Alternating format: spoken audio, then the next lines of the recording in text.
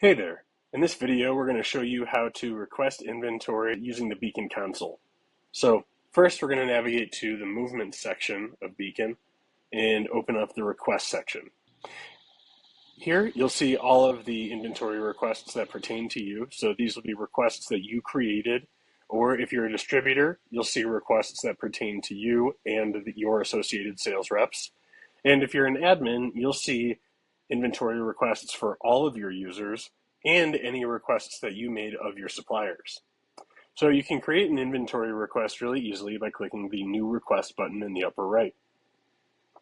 First, you want to say who this inventory request is for. So who's requesting it is really what that's asking.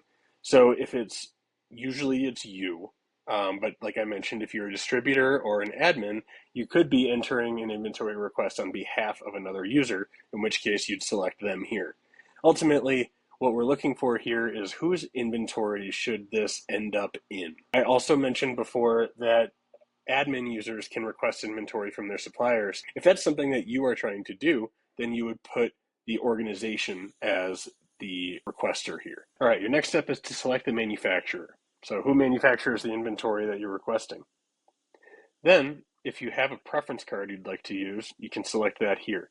So preference cards are a great tool that we provide in the directory that allows you to store surgeon preferences, even down to what items they prefer, what items they like. So if I already had that created, I can use that to build a request around one surgeon's preferences. But I'd like to build this request ad hoc, like I mentioned, so I'm not going to use a preference card for this request. So click Next. And here we're going to select the inventory that we need to request. So if we're going to dig in a little deeper, you can see we can select product lines or sets. So that's what I'm looking at here in the search tab. Here I'm essentially requesting an entire product line if I were to click this. But maybe I only need an implant tray of that product line. Then I could check that and select it.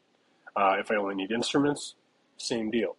And then if I move over to the selected tab, I can see that's how it shows up for me.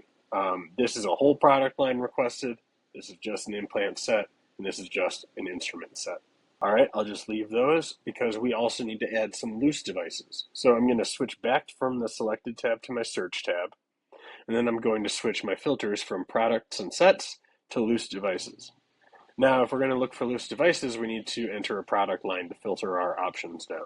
So I'm going to search within a product line I know I have a lot of devices in, so we'll search hip nail. And then if you have a particular catalog number you're looking for, you can start typing that in the catalog item field. Or if you see your devices, you can just select them here in the same way that we were selecting the product lines a second ago. All right. And they will appear here in the selected tab in the loose devices section down below products and sets. So you can make any modifications you need to the quantities, remove any items that don't belong. You can also go back to the search tab if you need to select more items. But if everything looks good, you can click Next, review the items that you are requesting, make last minute adjustments. And then we have a few additional options here, some housekeeping to do before we send this off. So first, is there an associated event? So are you replenishing to a case where you sold inventory? Or are you requesting this inventory for an upcoming case that you've already scheduled? In that case, you can select the event from the existing events in your account.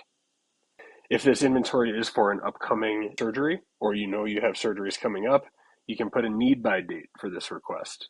So I'm going to select a week from now, just to make sure it gets here. We can even check maybe we need to use Saturday delivery. Then a required step is making sure you enter a shipping address. So you can search from the addresses available here or enter one manually. And then add any notes to your request that might help add additional context. And once all these details look good, hit create and your request will be created. And your organization admins will get a notification that you've requested inventory, and you should see a transfer coming in your way in your notifications shortly, letting you know that you have a pending shipment. All right, so we just went over how to request inventory ad hoc. Make sure to tune back in for more information on inventory movement.